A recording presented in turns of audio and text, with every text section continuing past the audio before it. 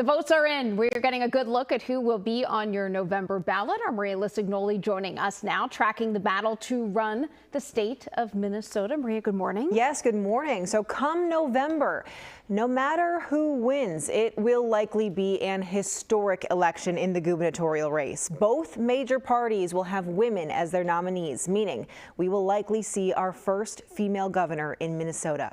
So first on the Democrat side, Senator Amy Klobuchar was the expected winner and came out with close to 90% of the vote. Last night, she gave a victory speech discussing earning the trust of voters and addressing fraud in our state.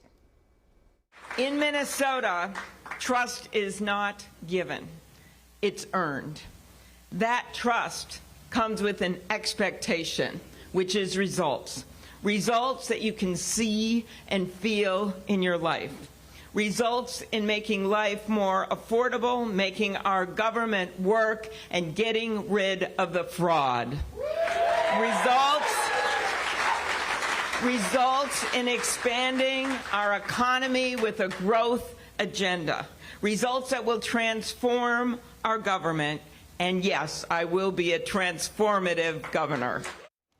Now on the GOP side, it was a much tighter race and one we've been watching for months. But Minnesota House Speaker Lisa Demuth is the projected winner with 43.4% of the vote. Last night, she told us her time as Speaker has prepared her to take on the governor's office. You know, I think when you look at my political experience, I've only been in for 4 terms, and so that is considered new in the legislature, but it's a message of common sense, and I think what that has done in the tied House, an exact tie in the House of Representatives, getting to serve as Speaker of the House, I've had the honor and responsibility of pulling Democrats and Republicans together and finding a way forward and getting things done for Minnesota. That experience has equipped me for what is next. Now, Demuth's opponent, Mike Lindell, has said he doesn't think the numbers add up and says he's going to look at them and have a full report today. But with the projected winners as they are now, this is who you are expected to see on your ballot in November. Senator Amy Klobuchar versus House Speaker Lisa Demuth. All right, we're just under 3 months until we get to November 3rd there. All right, Maria, thank you. New this morning, the Democratic nominee for the Wisconsin's governor race has been announced. After an incredibly close race, David Crowley is the projected winner for the Democratic primary for the governor's race. The moderate candidate defeated controversial progressive candidate Francesca Hahn. But look at just how close this is, just 0.4 of a percentage point of a difference between these two. Votes were being counted late into the night. It was still too close to call with over 97% of the votes in. Now, Crowley will face Republican Representative Tom Tiffany in November's general election.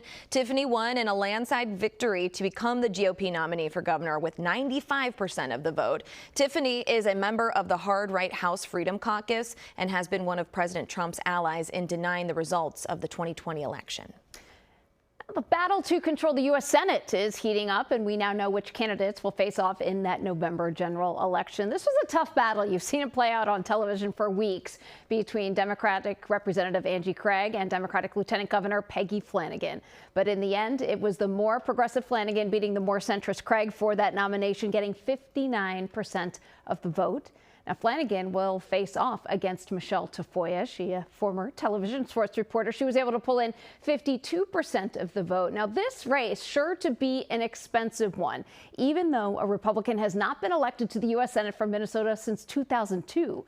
We talked with Democratic analyst Abu Amara last night on the circumstances that the Democratic Party now faces. It reminds me of the race going on in Texas for the Republicans with Ken Paxton in Texas. Obviously different circumstances. But my point being, the party who should have control is now going to have to spend resources in that state to defend a state that is basically a lock for its party. I think that's probably also going to be true here. The race for who will take over for Representative Angie Craig is the only open congressional race in the primary. That's Congressional District 2. It includes the major South Metro suburbs of Burnsville, Cottage Grove, Eagan, Inver Grove Heights, Lakeville, and Woodbury, plus smaller cities and farming areas. It's the most evenly divided district between Democrats and Republicans in Minnesota. Former Minnesota State Senator Matt Little has secured the Democratic nomination. He was able to defeat physician and State Senator Matt Klein and Representative Kayla Burr Pittsburgh. Matt Little will face off against State Senator Eric Pratt in November. Pratt ran unopposed in the district's Republican primary. Pratt is the former vice president of U.S. Bank and has been in office since 2012. Minnesota's 6th congressional district, House Majority Whip Congressman Tom Emmer delivered an overwhelming victory there. Emmer releasing a statement saying, in part, Minnesotans know what is at stake in November. It's an election of chaos versus common sense, communism versus freedom. And as your congressman, I'll continue standing up for our shared conservative values, working alongside President Trump to combat fraud, lower the cost of living, and advance our America First agenda. Now, Representative Emmer, he will face off against Democrat Doug Chapin in November. Chapin ran unopposed.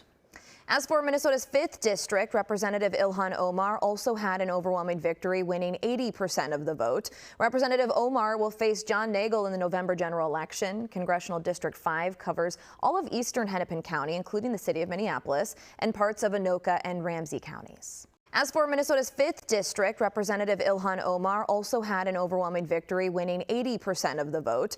Representative Omar will face John Nagel in the November general election. Congressional District 5 covers all of eastern Hennepin County, including the city of Minneapolis, and parts of Anoka and Ramsey counties. The results are in, and we have projected winners for your Minnesota primary. Maria Lizignoli joins us now with the results to a heated race for the U.S. Senate seat. Maria. Yes, I mean, for weeks now, we have been watching the battle, the back and forth between these two on the Democratic side.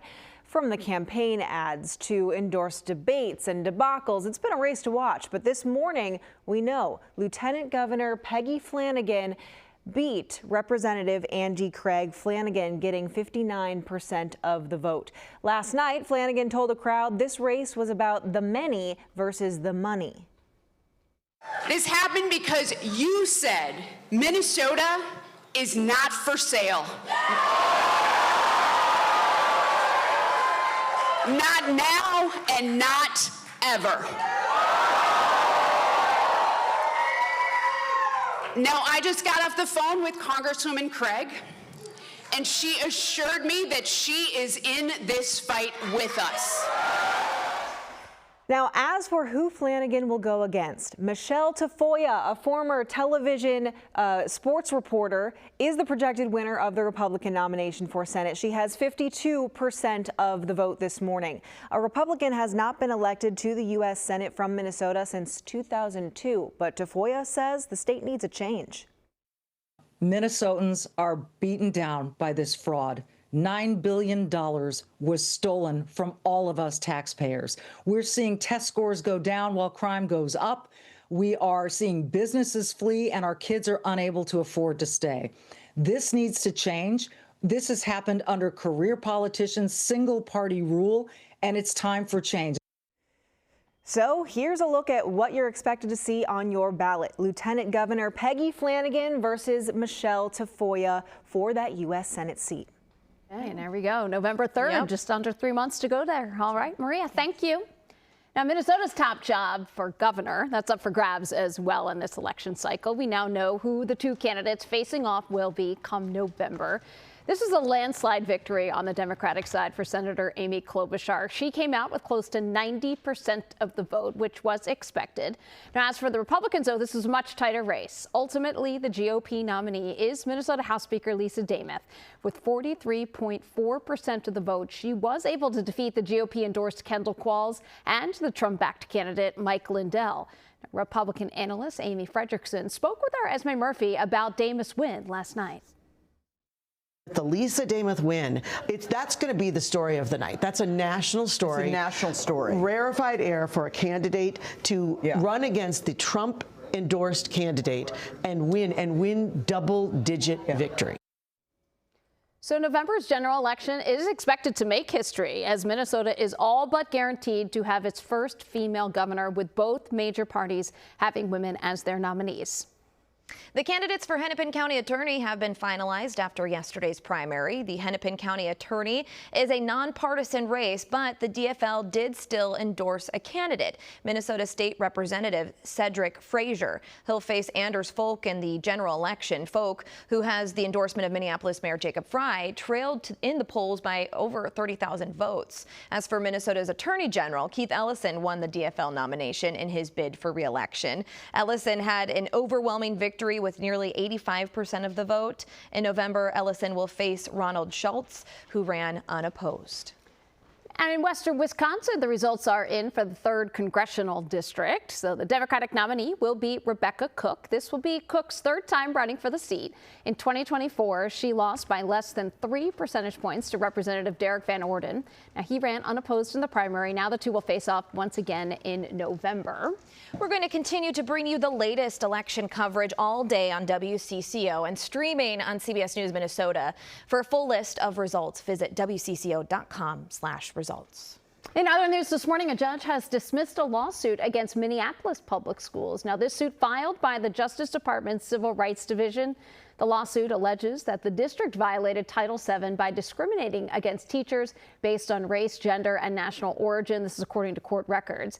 This lawsuit was filed back in December, and back then it claimed that teachers of color and, quote, underrepresented teachers get preferential treatment in employment decisions. Now, that was because of a provision in the collective bargaining agreement between the teachers union and the district. That provision exempted teachers who fall into that underrepresented category from seniority order and from layoffs. The lawsuit was dismissed since the union was not an included party. Now, WCCO has reached out to the Department of Justice and the Minneapolis Public Schools for comment. U.S. Immigration and Customs Enforcement officers may soon have a new tool at their disposal. A notice published this week by the Department of Homeland Security says ICE plans to spend between $10 and $20 million to purchase conductive distraction and de-escalation devices. These devices are gloves that can deliver painful electric shocks. The company who makes them says the devices function as a normal pair of patrol gloves until officers press a switch to activate their electrical mode. They've been used in recent years by some jails and police departments.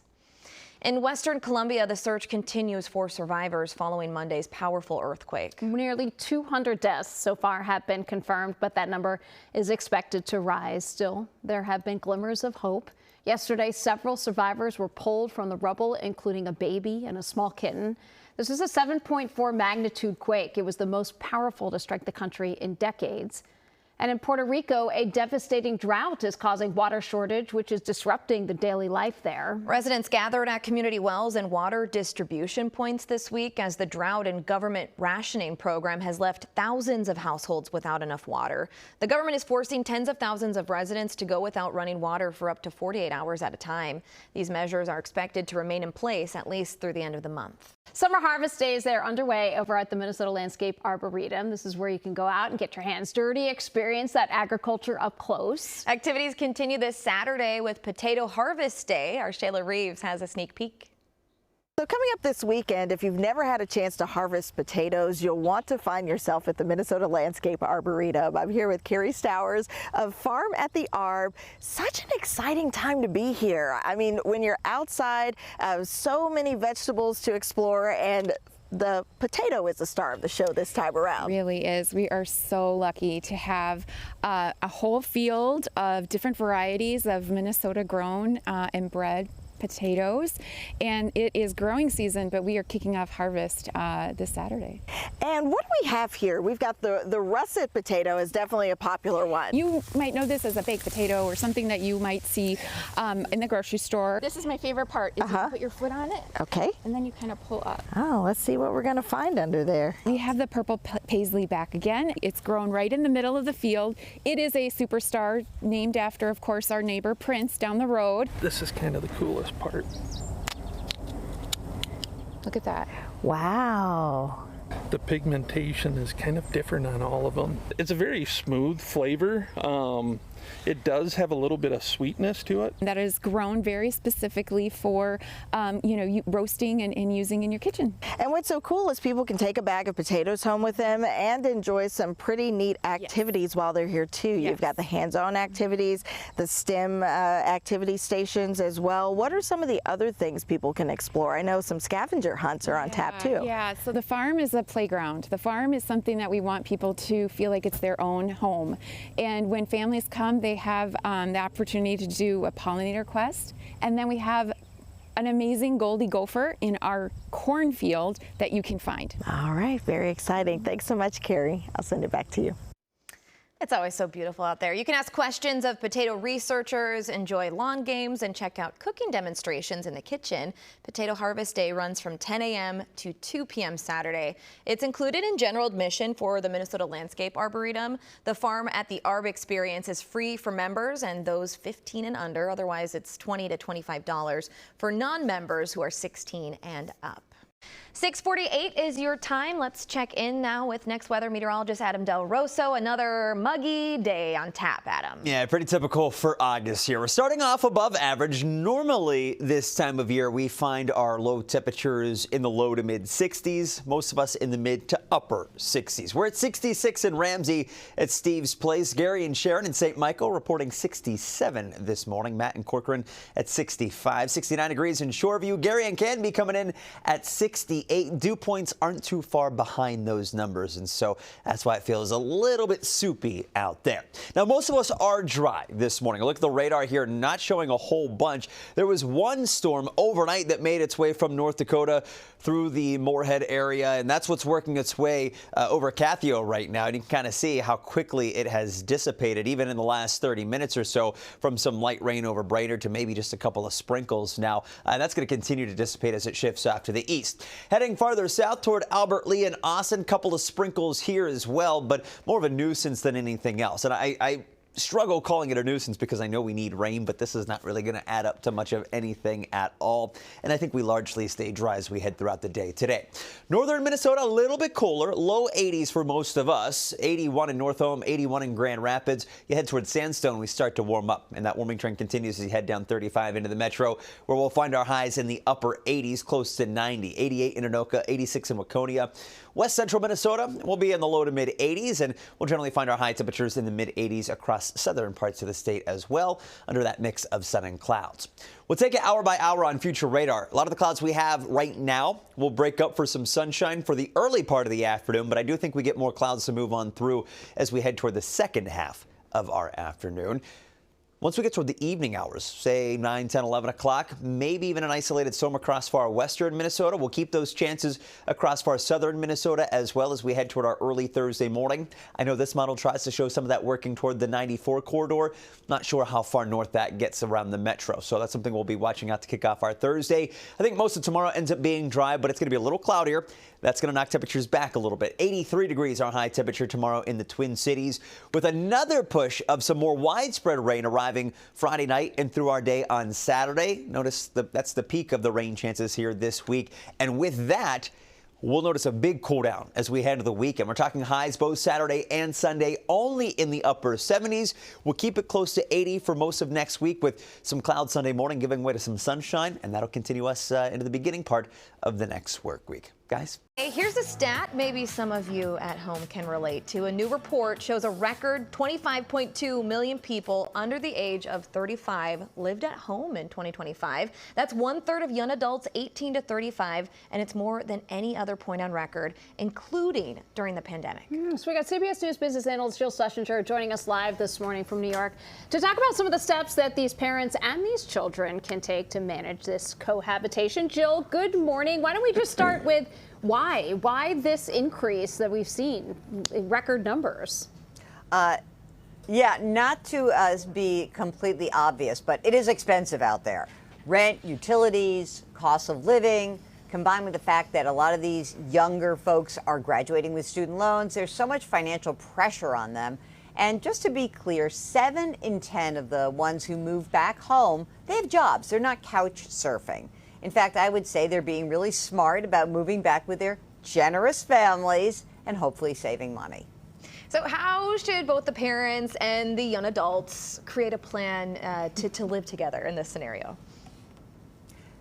I think it's really important to have a conversation, and you want to set expectations and create some ground rules, and do this all up front if possible. You want to establish a move-out target date. Okay, look. Maybe you're not going to meet that date. Maybe you say it's 6 months, but 30 or 60 days before, you sit down, you see how things are going, you have a conversation. And you also need to decide up front, will the young adult pay rent or contribute to utilities or groceries? Even if it's a token amount, it's a really good habit to get into. And then consider putting this arrangement in writing. That'll build in accountability. You'll have a document to reference when you're talking about the target move-out date. So I think it's good all around. It really is building a much better system rather than just kind of winging it. And Jill, if you're trying to, let's say, build steps to eventually moving out, how much help do you think the parent, I mean, they're obviously giving a lot of help with when you put the roof over the kid's head, but once they move out, how much financial help should they help pay for rent for things if someone wants to move out? Yeah, I mean, it's a great question. I think the first thing that I think of is sort of the former financial planner and say, helping out is not a problem as long as it does not hurt your own retirement plans. That said, I do hear from some parents who are very eager to have their youngsters move out. And the email usually goes something like this: Jill, this kid's got to get out of my house. And what can I do? I'll pay for them. I think that that's okay, again, if it's not going to derail you, but I still think that there should be some time expectation. I will help you with your rent for the first 6 months. I'll give you this much towards your rent for this, or I'll do this. But I think it's really important to have a conversation, because otherwise then you are enabling them, and then they are sort of thinking like mom and dad are always just going to be there. So make sure you use the time wisely to create good habits if you're the young person and the old person, time-bound, very clear rules and expectations. So we're slowly pushing our a little birdies out of the nest. All right, Jill, thank you. You can see Jill regularly on CBS Mornings and CBS Evening News for more money and more analysis. Go to JillOnMoney.com. The first day of school is just a few weeks away. Can you believe it? For families with younger students, it could be their first day. That milestone can sure be exciting and emotional for both kids and parents. And joining us now with tips to help families prepare is Dr. Gigi. Always good to see you. Nice to see both of you. Thanks for having me. I can't believe we're already back at this time of year again. For kiddos starting school for the first time, how do we help them transition? Oh my Wait, gosh. and their parents. Yeah. That's exactly Good right. point, Heather. It Good is point. honestly almost more about the parents at some times, right? It's such an exciting time. It's such an emotional time. There are some basics of like what are the things that you should think through to make sure your kid is ready, but it really is about practice. Practice those transitions in your mind's eye. Start to see how it would look for yourself so that you're ready and you can help your child be ready. Okay, what if this isn't your first time at school, but you're starting back again and you have some anxiety? Your kids have some anxiety. In fact, they might have a lot of anxiety about being really nervous to head back. What do you recommend there? It is a nerve-wracking time, right? There's a lot of change. There are things out of their control. They're going to be meeting new people. Things are going to be asked of them. So the first really is to validate that all of those things are true. Yeah, you know, your feelings are real. And you can even say that you feel a little bit nervous too. They are little sponges. So if you are feeling it and not articulating it, they know it, they absorb it, and they're gonna, they're gonna manifest it. So calling it out that this is, it's okay that you feel nervous. It's okay that I feel nervous, and we're gonna work through that together. And these are the things that I think will help us. And practice some of those things, like practice the transition in the morning. Practice what it will look like. Talk about what their day and their structure how it will feel. What things are in their control so that they can start to feel more, autonomy about all that. And that run through kind of helps them in their mind prepare for that day. I mean, even just like going through the lunch line, things like that. It's the little things that might cause some anxiety there. Okay, talking about safety, because this is top of mind for parents and kids alike. How can we ensure they're getting to school safely? Yeah, again, I think partly you want to make sure that your child knows how to follow directions and can listen to the adults that are around them, right? Some of those transitions from the car or from the bus to the actual classroom and the reverse really require a lot of listening skills, really require a lot of people, and including adults, not just like screaming from the car, I'm over here, run across the street to come get me, right? Like there are rules, there are structures for a reason to keep everybody safe. And so maybe even hearing what the teacher has to say on, those meet and greets early on. Yeah. Practicing with your child, like how do you hear what other adults are saying to you? Sit and listen with your listening ears to follow some of those directions. Yeah. Patience and tissues. Patience. Tissues. Yes. Build in plenty of time for yourself and your child that first morning. Oh, thinking And about you, parents. the first month, I would say. Yeah. All right, Dr. Gigi, bringing back some good memories there. All right, thank you. Let's check in with Adam this morning because it looks like we've seen, we're going to dive right into the 80s today. Yeah, we are. I know you're talking about back to school, but it still feels like the dead of summer here. We've got the mugginess out there. Temperatures already into the 70s, pushing 80 here in the metro. We're at 77 to be exact in the Twin Cities, 74 in Rochester. A little bit cooler, but still on the muggy side across northern Minnesota where we are in the mid and upper 60s. The worst of the mugginess, though, however, is closer to the I-90 corridor, where we have those dew points up closer to 70. That's the tropical soupy air mass that is in place.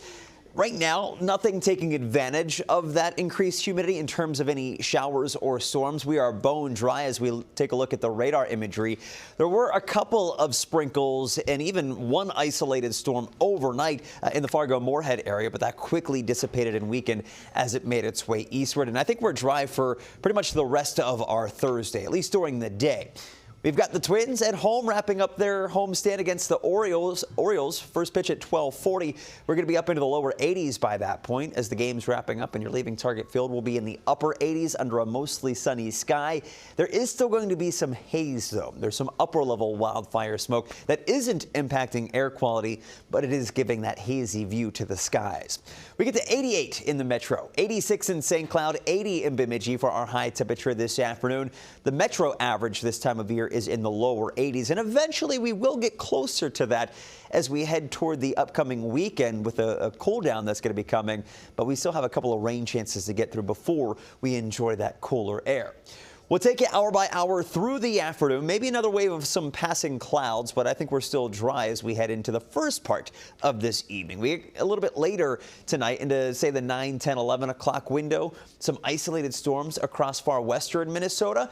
I think the focus as we head through tonight is going to be across western and southern parts of the state, but there could still be some showers, maybe some isolated thunderstorms as far north as the metro as we get toward the morning commute tomorrow, but you can see that quickly dissipates. And it's just going to be some lingering clouds as we head throughout the rest of our day tomorrow.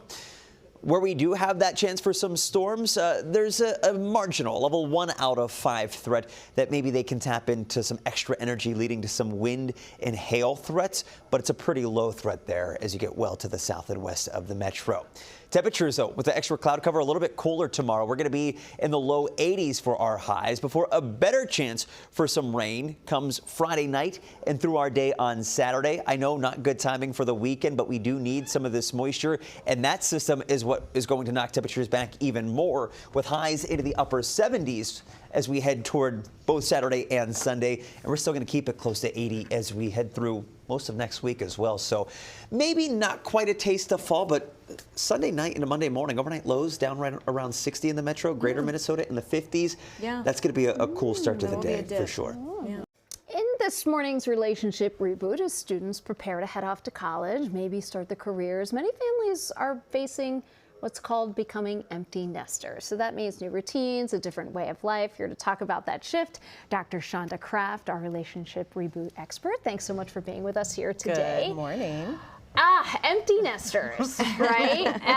It's so interesting because I have a couple of friends who are in this stage and I felt they're all experiencing it a little differently. Yeah, it's one of those things that we feel like we want to see as like the milestone for us. It's like, oh, the kids are finally out and they've launched. But, you know, there's a lot of pride there. You know, you're like, okay, as a parent, I've done this. I've done my job. They're ready to go and like be in the world. But there's some grief too, right? Like you're going to have an empty bedroom and maybe you're going to have an empty chair at dinner. You're not going to be running the kids here, there, and everywhere. And so your routine just feels a little bit off. And sometimes people can feel sad about that too. How do you balance those two feelings, pride and grief? You know, it's really bittersweet, I imagine. It is. And it's about remembering that those things are normal. Like all of those emotions that you're feeling, like as you're dropping that kid off to college or you're moving them into that first apartment, or maybe they've gotten married, you know, and they have a partner, it's about recognizing, okay, it's going to take some time for me to adjust and to recognize that the adjustment's not just for you, it's for that child too. Yeah.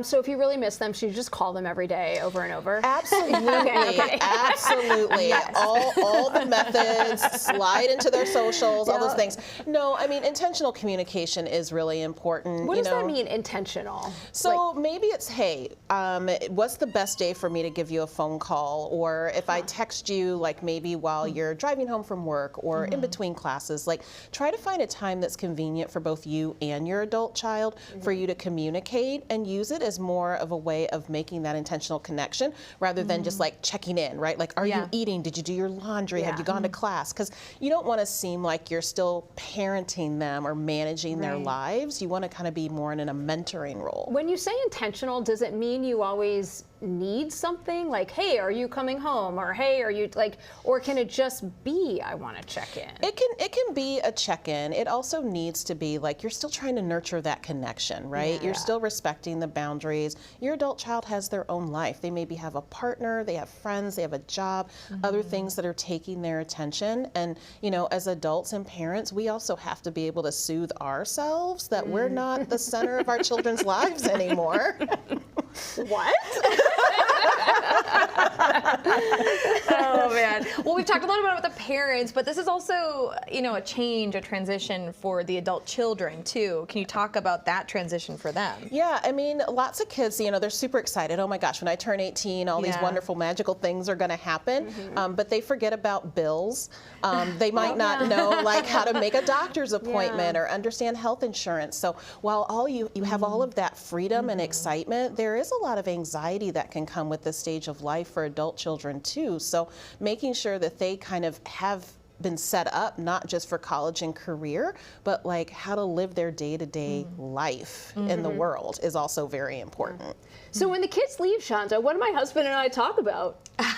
Anything you want to. That's the thing too. I mean, because it's also like it's Yes. not just a change like an empty bedroom, it's all this, but like you two, if it's two of you in the house, are gonna sort of have to reconnect. Yeah, and that can be scary for couples too, right? Because sometimes kids kind of serve as that buffer. They take up all your time and you're kind of used to being the leftovers.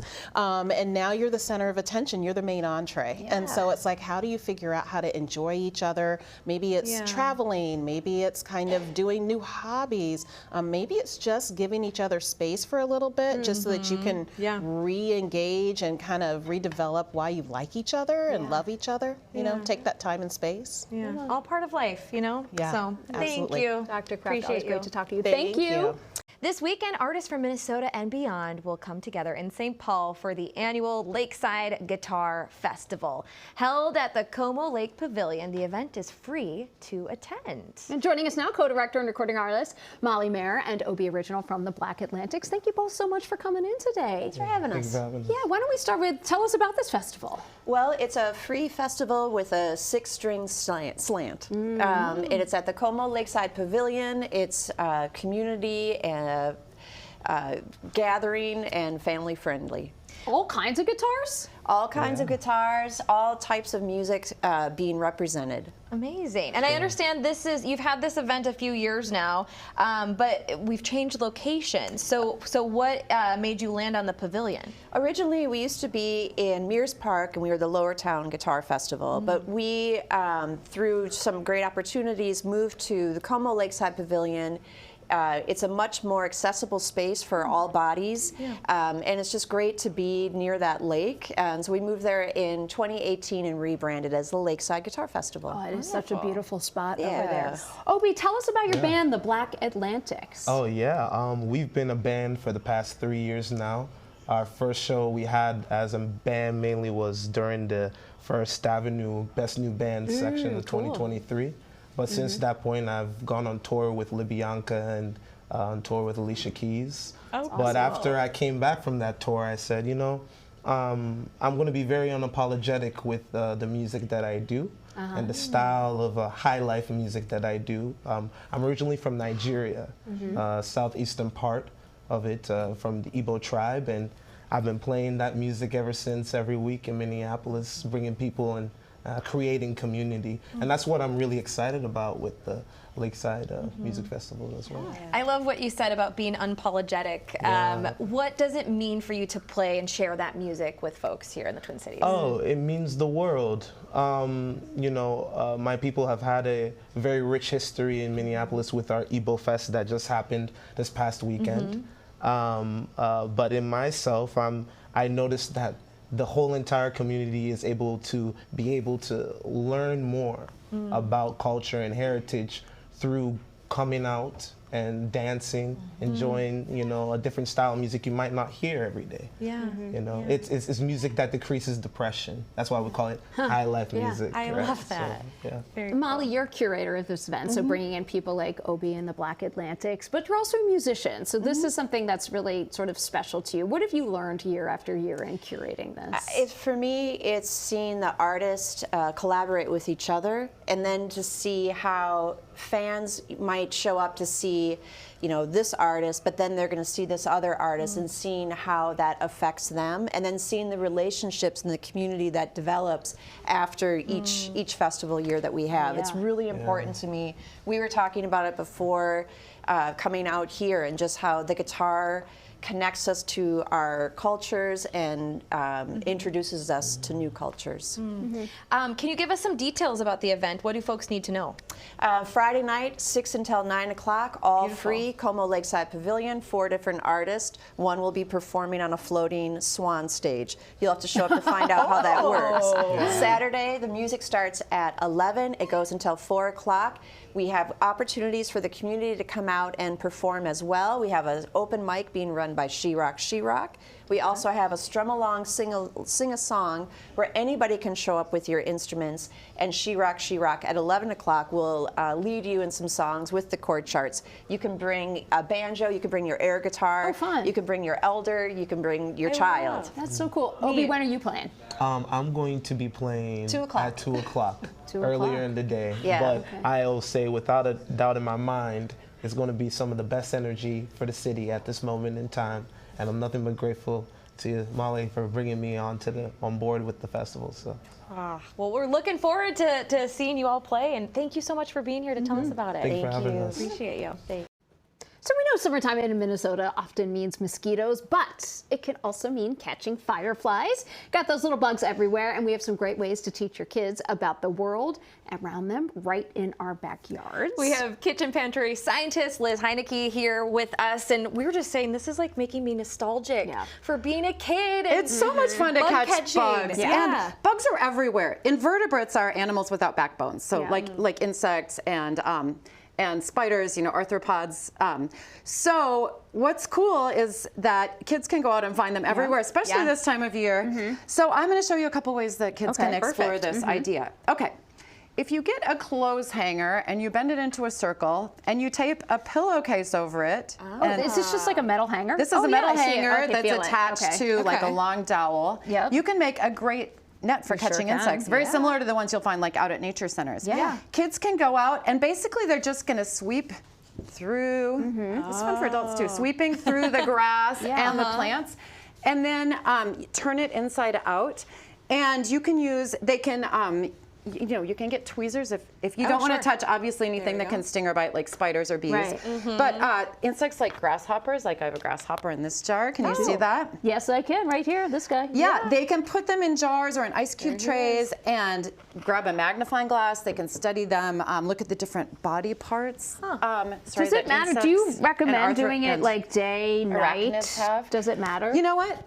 I would say like morning and evening are probably the best times to do it. But if you go out to, like even like at high schools, a lot of times they have natural areas planted now along paths. You can just go sweep out there. All during the day you can find grasshoppers and moths and butterflies. Make sure you make your holes. Oh yeah. Yes, so make sure I have holes in the plastic of this. Make sure you poke holes. Insects, obviously, just like humans, need oxygen to stay alive, and arthropods. Okay, so one easy kind of safe kind of bug kids can catch are isopods. And the common name for isopods are like roly-polies, right? Now, if you, oh, yeah. Oh, there they are. Okay. They blend can right you in. see them crawling Yeah, around? we sure can. Okay, and one fun thing kids can do is to make, and these have their skeletons on the outside of the body. They're called arthropods. There's one right there on my hand. You see it right there where Liz, Yep. Can you see it on my hand? There it is. But you can, kids can make a little habitat for their roly-polies. I'm going to dump these in here. And all I've done, you can do this with cardboard milk cartons too, but all I've done is to connect 2 of these together and make a little door between them. Can you see that? Yes. I didn't even Okay, see it. yeah, so she has these 2. Let's see if we can. I know, it's hard to see. There's the door. Oh, You yeah. can see the There it is. roly-polies It's a crawling little around in there. right there. There's a little Yes. door right here. Yep. And so make that soil sort of even so they can crawl between the 2 sides. That's cool. Then make one side, so we're making little microenvironments. Keep one side kind of dry, like the side I put them on. The other side, make the soil moist, and then cover it with dark paper and tape so it's nice and dark. Yeah. And what's cool to do is put the arthropods on the dry side, and you'll see the isopods, and you'll see that they all cross through because they like it cool and damp and dark. That's why if you're hunting for them outside, you'll find them under like rotten wood or things, or like stones. What's this guy? This is an earthworm habitat. So one thing, so earthworms aren't native, the earthworms we find now aren't native to North America. Most of the earthworms that were here were killed off by the glaciers. So most of the earthworms we see came over on ships from Europe. They're under the ground, they're in the dirt, they mix up the soil, and you can see this by mixing dirt and sand and some dead leaves in a jar. So I went out this morning and caught some earthworms. And you can either like dig in your garden. Oh, you got a lot there. Now, Liz, if you let these ones play in here, there they you are. would see. Oh, yeah, you did. Would you see the sand like that? So what mixed you up? do, they also like dark. So you put them in here. You cover the top, you cover it with like dark paper so they're not disturbed. Yeah. And then you come back maybe a week later and you can see how all these layers get disturbed. That is cool. And like in my book and online, you can find some different ways for catching earthworms. One thing you can do, and obviously like have parents help with this because mustard can irritate your skin and eyes. Mix together mustard powder and water, make a big sort of soup in a gallon bucket, and then go out and dump it over the grass in like a moist area. And the earthworms their skin gets irritated by the mustard and they'll come up and kids can just catch them and put them in their habitat. There you go. Good. Alrighty. So some fun way to play with bugs. Yes.